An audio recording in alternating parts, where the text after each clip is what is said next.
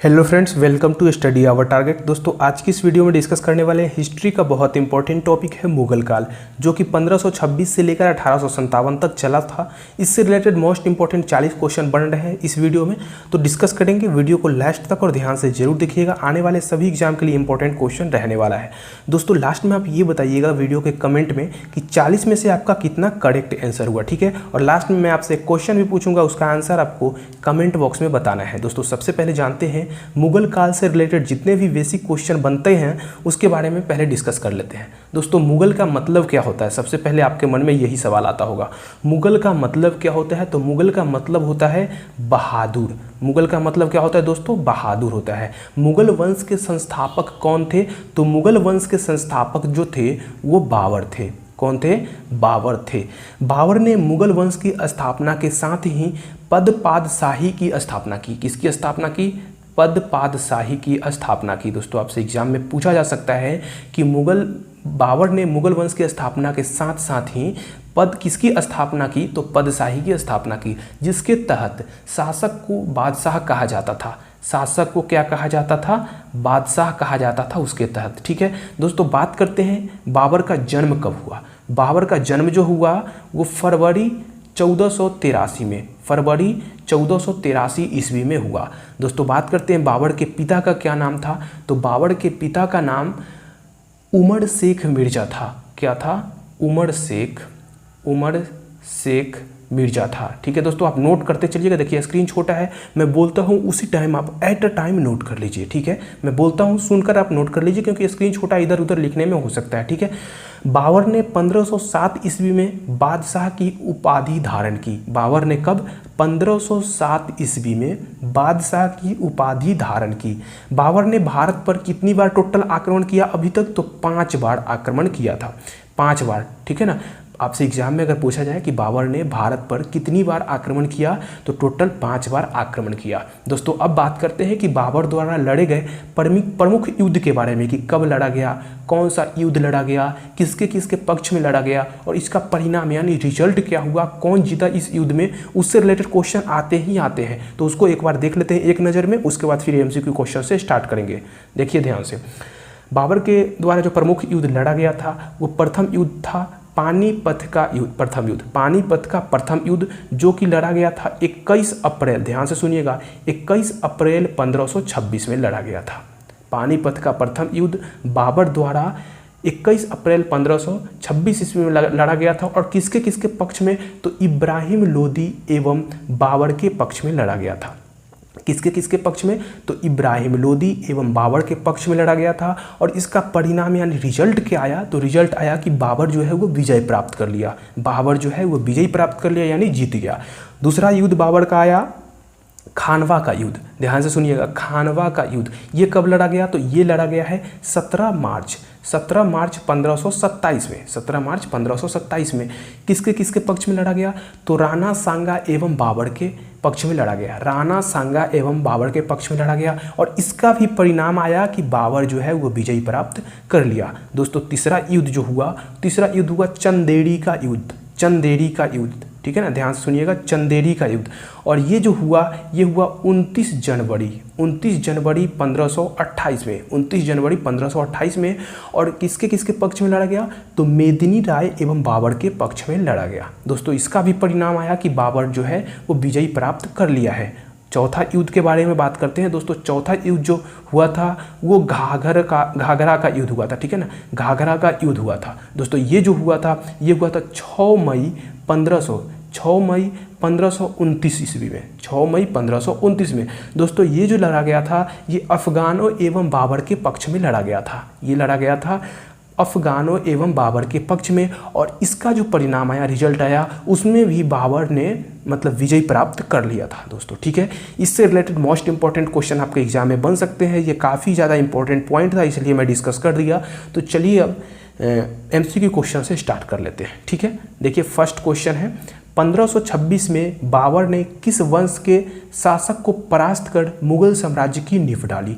दोस्तों, इसका सही आंसर ऑप्शन नंबर बी हो जाएगा, लोदी वंश। देखिए, 21 अप्रैल 1526 में जो युद्ध हुआ था, यानी पानीपत का प्रथम युद्ध जो हुआ था, बाबर और इब्राहिम लोदी में किस में हुआ था, अभी हम समझाए हैं किसके किसके पक्ष में हुआ, तो इब्राहिम लोदी और बाबर में हुआ था। उसका परिणाम क्या आया, तो उसका परिणाम आया कि बाबर जो है वो विजय प्राप्त कर लिया, बाबर जो है जीत गया। तो यहाँ पे आपसे क्वेश्चन पूछा किस वंश के शासक को परास्त यानी हराकर मुगल साम्राज्य की नींव ढाली, तो लोदी वंश यानी इब्राहिम लोदी से हुआ था। तो इब्राहिम लोदी जो है वो लोदी वंश के शासक था, तो ये इब्राहिम यानी लोदी वंश के शासक को यानी इब्राहिम लोदी को परास्त करके मुगल साम्राज्य की नींव डाली, ठीक है। और यही जो हुआ था यही पानीपत का प्रथम युद्ध हुआ था, ठीक है, 21 अप्रैल 1526 में। दोस्तों ध्यान रखिएगा।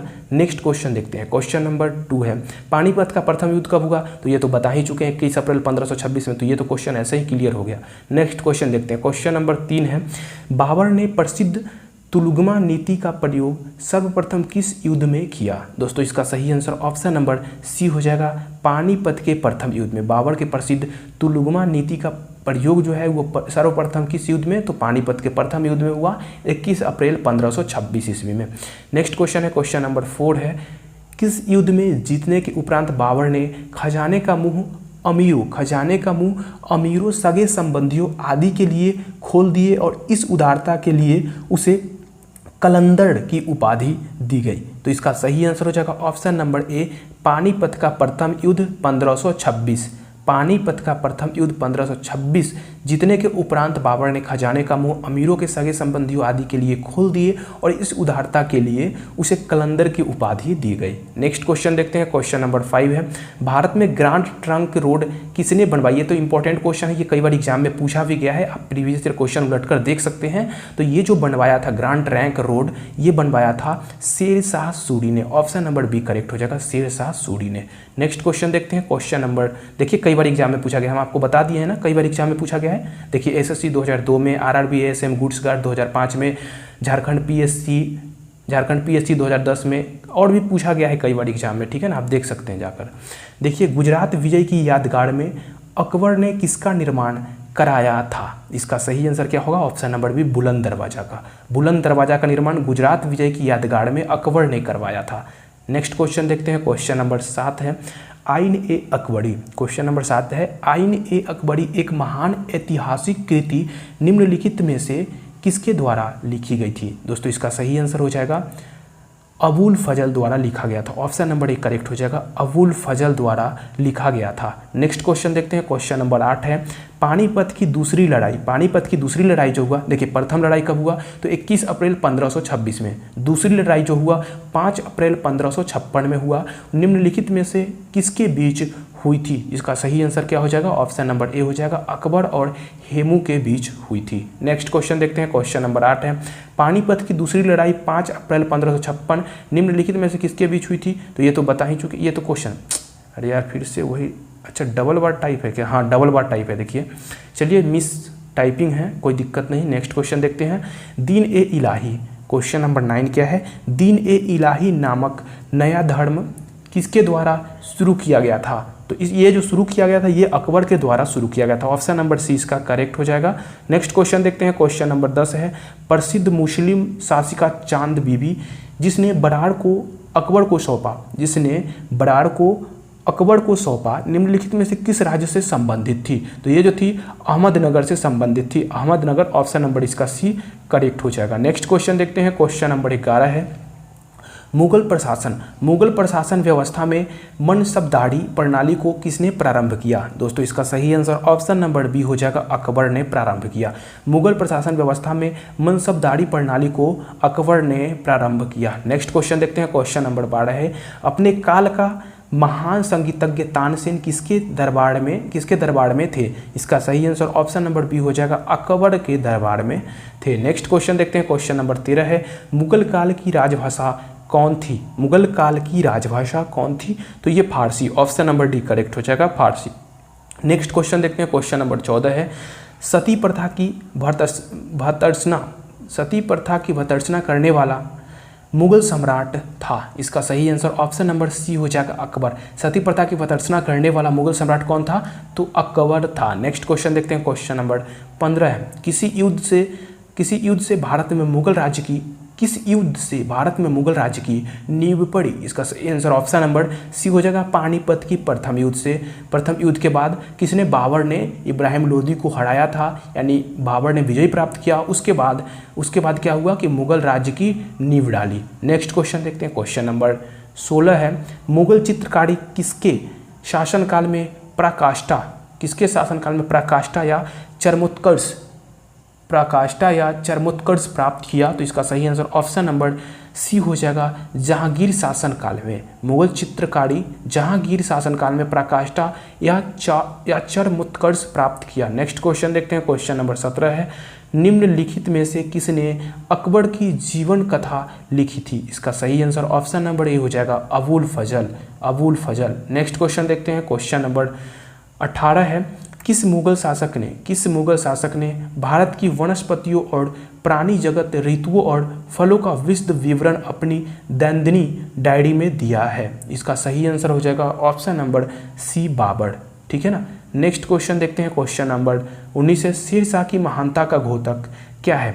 शेरशाह की महानता का घोतक क्या है? तो इसका सही आंसर ऑप्शन नंबर सी हो जाएगा, प्रशासनिक सुधार। शेरशाह की महानता का घोतक जो है वो प्रशासनिक सुधार है। नेक्स्ट क्वेश्चन देखते हैं, क्वेश्चन नंबर 20 है, हुमायूंनामा किसने लिखा था? इसका सही आंसर ऑप्शन नंबर ए हो जाएगा, गुलबदन बेगम ने।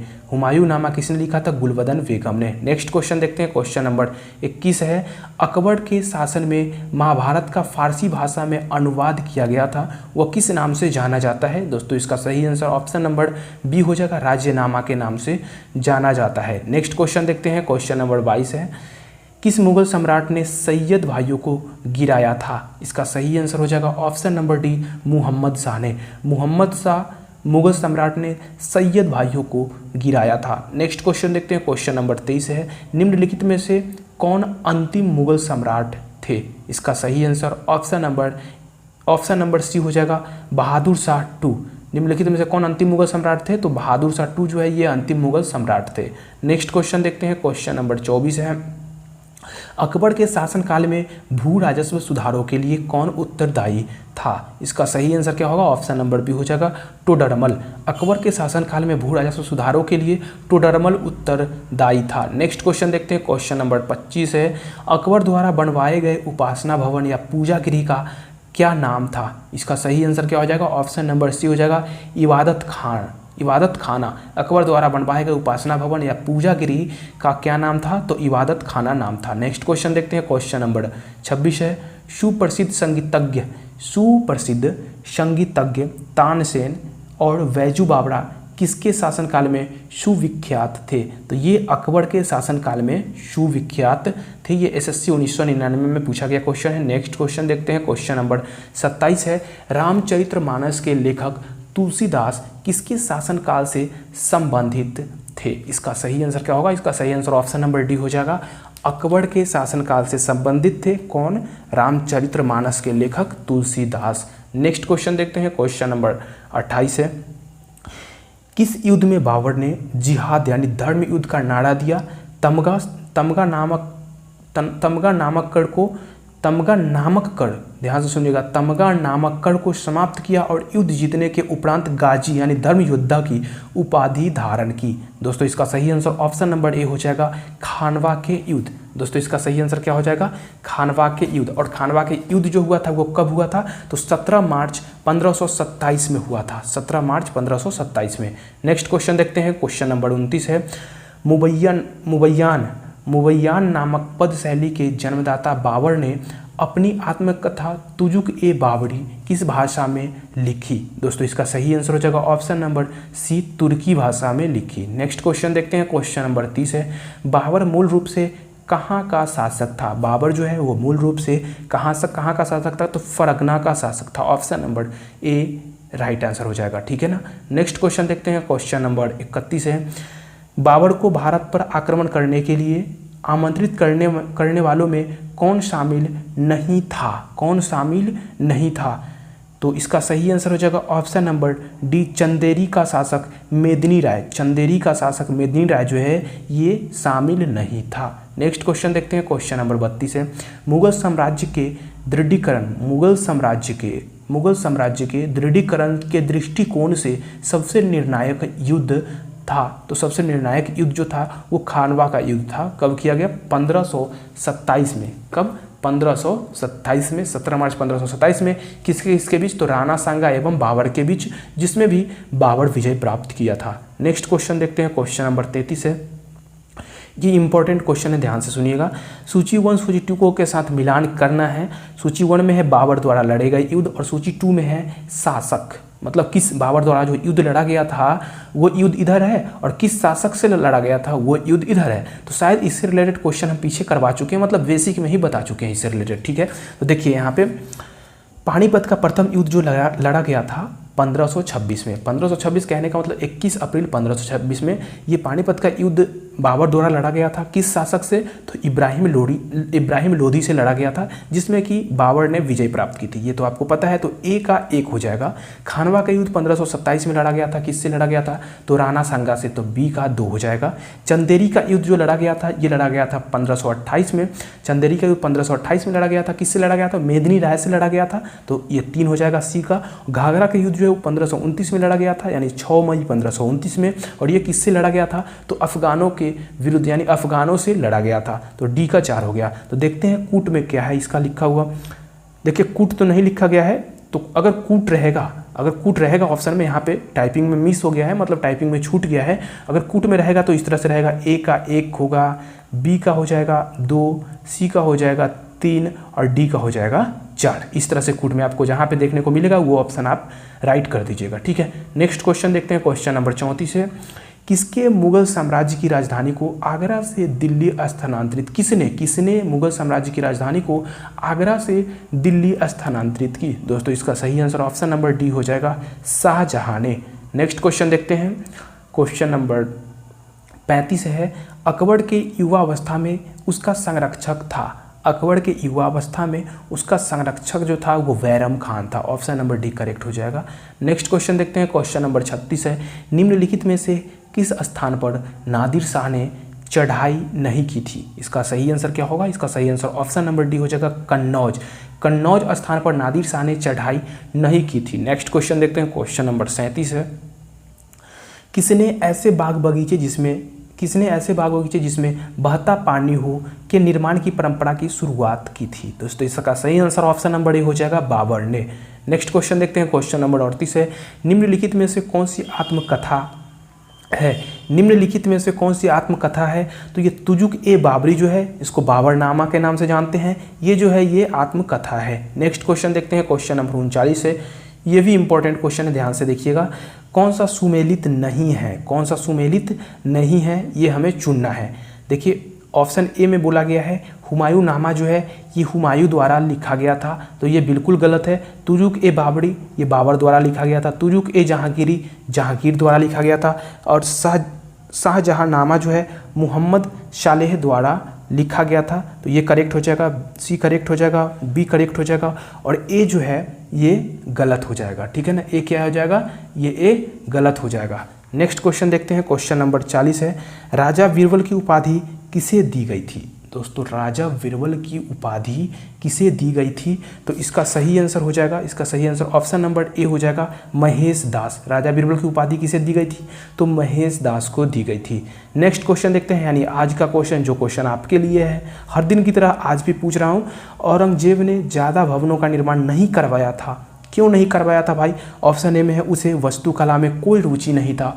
ऑप्शन बी में राजमिस्त्री उपलब्ध नहीं थे। ऑप्शन सी में है वह मितव्ययी था और ऑप्शन डी में है उसे अपने शासनकाल में निरंतर युद्ध करने पड़े, इसलिए वो मतलब ज़्यादा भवनों का निर्माण नहीं करवाया। क्या कारण है कि औरंगजेब ने ज़्यादा भवनों का निर्माण नहीं कराया?